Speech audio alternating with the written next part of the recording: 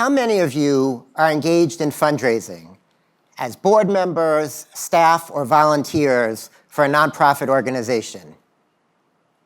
Me too.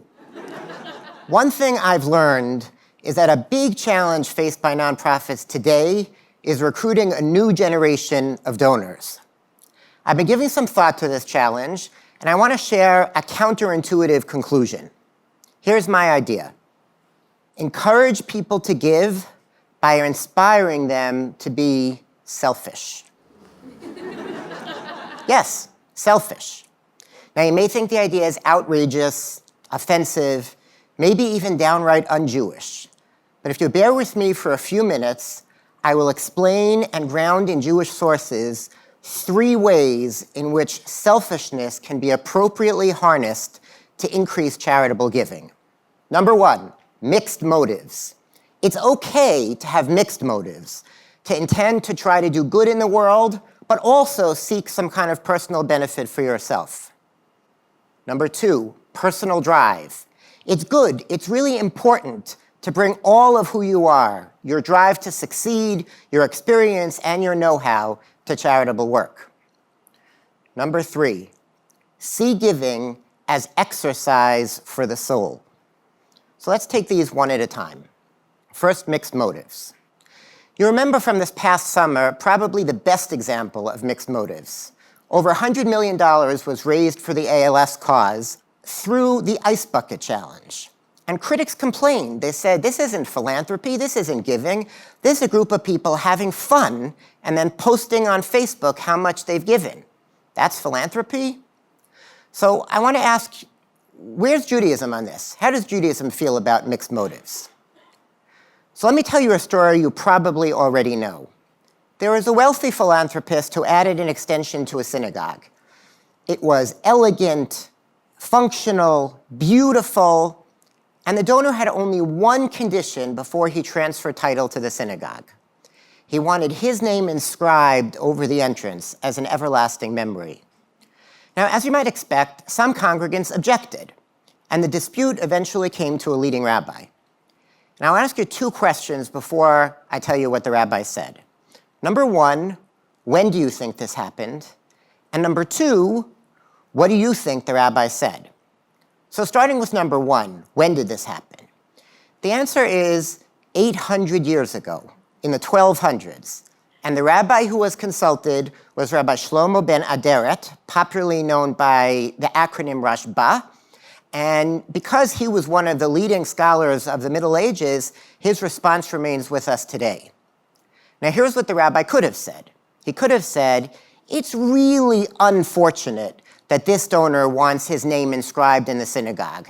After all, the highest level of Jewish giving is anonymity. Now, here's what the rabbi actually said. It's good, morally and legally appropriate for this donor to have his name inscribed on the synagogue. Inscribing donor names is a long-standing Jewish tradition that dates back to the temple, and it also encourages other people to give. Now, I can't bring you any evidence from the temple, but it is certainly true that donor plaques is a very ancient Jewish tradition. This one is from a 6th century Damascus synagogue, and I don't know about you, it's all Greek to me, but scholars who actually read Greek, ancient Greek, tell us that this records a donation to a synagogue by a woman in the local community. So it is really true that mixed motives have been a long-standing Jewish tradition, and it's okay. The takeaway is that there's a place and an important place for spirituality and generosity, as we'll discuss, but the important thing is to be giving, even if the motives are mixed and in part selfish. That's number 1. Number 2, personal drive. I work for a foundation named Avichai, which was founded in 1984 by Zalman Chaim Bernstein. Zalman Bernstein made his fortune managing other people's money. And he was a very competitive person. He absolutely hated to lose. Once he bet a friend about which was the tallest tree in Westchester. He actually chopped down another tree to ensure that he would win the bet.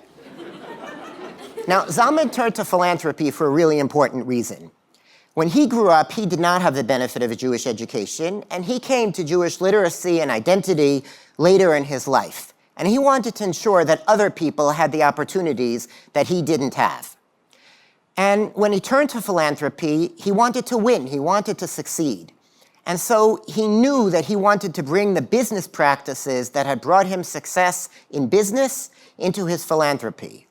Bernstein and Company was based on the quality of its financial research. And Zalman wanted Avichai to be based and make its decisions on the quality of its social science research. And in the early 1990s, when Avichai was seeking the most effective vehicle for sustaining lifelong Jewish commitment, Avichai commissioned the research. And when it came back, the answer was Jewish day schools. Avichai began investing in Jewish day schools using the opportunities identified by the research. Even after Zalman passed away in 1999, when Avichai turned to the field of summer camping, it again started with the research and invested based on the opportunities available. Zalman brought who he was and how he succeeded in business to his philanthropy. Let's take another example. There's a small company based in Atlanta, co-founded by Bernie Marcus. You may have heard of it, Home Depot. Now, when Mr. Marcus turned to his philanthropy, he used the same retailer skills that he brought to his business. So when he decided he wanted to reduce the incidences of the transmission of genetic diseases, here's how he went about it. He took 3 steps. Number 1, he ascertained that there were actually genetic tests for the diseases he wanted to address. Number 2, he bid out the testing among competing laboratories to ensure that the customer would have the lowest price. And number 3, when doctors did not offer the testing or didn't recommend the testing fast enough, he began direct selling to young couples on the web. Now, this idea of bringing all of who you are and your know-how and your expertise to charity is deeply rooted within Judaism. The Mishnah in Sanhedrin notices that each of us is born with a distinctive physical image and a unique personality. And the Mishnah asks each of us to say, Bishvili nivra ha'olam. The world was created for me. Now, this is not meant in arrogance. My existence justifies the world. To the contrary, it's meant to encourage taking responsibility. Each of us has a unique package of talents, expertise, personality traits that enable us to change the world to help other people in a way that nobody else can. Now, we don't all have the resources to be a Mr. Bernstein or a Mr. Marcus, but we all have something distinctive, whether it's vocational skills, architecture, business, marketing, or personality traits, maybe just a sense of humor, which can really transform a nonprofit that we work with and give to. And more than transforming the nonprofit, it will enable us to realize our best selves as human beings. That's the selfishness of it. Let's turn to number 3, giving as exercise for the soul. Some people argue that giving is good for you. It enhances your mental health, it enhances your physical well-being, and there's good data to support that. But Jewishly, there's something even deeper. We all want to feel that we're accomplishing a purpose in life. Well, what's a purpose in life? One strand of Jewish thought says a purpose in life is to become more godlike. Just as God is caring and compassionate, so too we should become people who are more compassionate and caring and generous. But how do we do that? How do we transform ourselves? The truth is, you already know the answer. When we raise children, we teach them to say thank you. And we ask them to say thank you in a meaningful way over and over again. And we believe that if they say thank you enough times in a meaningful way, they will become grateful people. And the same is true for generosity. You want to know how to become a more generous person? Give and give again. Now, I want to mention sort of an extreme formulation of this based on a blog post I once posted. Take the following hypothetical. You have $1,000 to give to charity, and you have 2 choices. You can give $1,000 to one family, or you can give $1 each to 1,000 people. Which would you do? 175 people responded to the blog post, and here's how they broke out. 158 people said they would give $1,000 to one family. And it's easy to understand why. We all want to have impact. If you give $1,000 to a family, you put food on the table for a month. If you give $1 each to 1,000 people, you haven't materially changed their circumstances. Now, if I had the power of time travel, and I could bring this blog post back to the 12th century, I know that there would at least be an 18th. Because Maimonides, perhaps the greatest Jewish thinker in the area of charitable giving, was the first to pose this question. And he argued that giving $1,000 to one family, that's really important to the family, but it does nothing to transform who you are. The giver is unaffected. However, if you give $1,000 1,000 times, $1 each to 1,000 people, the giver is transformed into a more generous person. Now, we don't have to accept the bifurcation. Either we should give to be more generous people, or we should give to have impact. We can do both. We can try to give in ways that have impact and enable us to transform ourselves. But the key insight is that it's the act of giving again and again that changes our personalities and our spirit. And we actually know this. All of us who go to a gym and we lift weights, think about it. We don't try to strain under the one heavy lift of the sort of impossible to lift weight. That's not how you transform your physique. Instead, you do the reps. You find the right weight, and then again and again, you repeat. And that's how you transform your physique, and that's also how you transform your spirit. Right now, giving is marketed primarily as an opportunity to have impact. How about if it were also marketed as an opportunity to transform ourselves?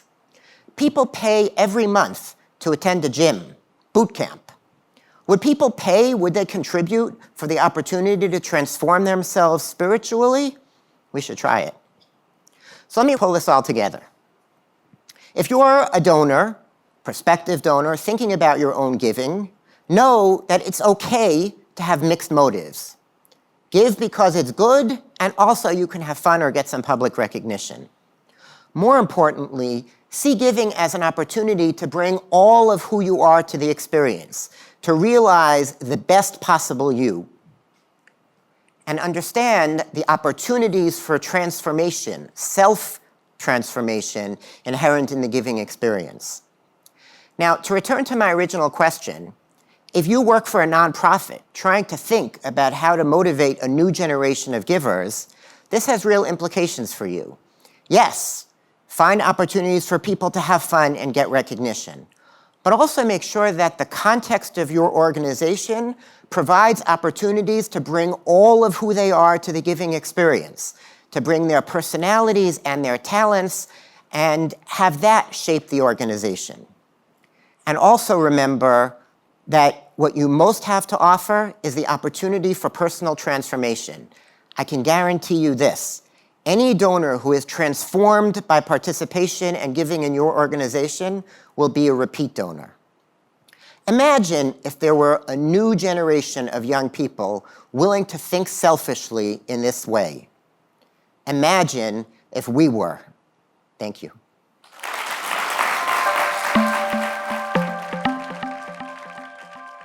Thanks for watching Eli Talks. Click through or subscribe to the Eli Talks channel for more inspired Jewish ideas.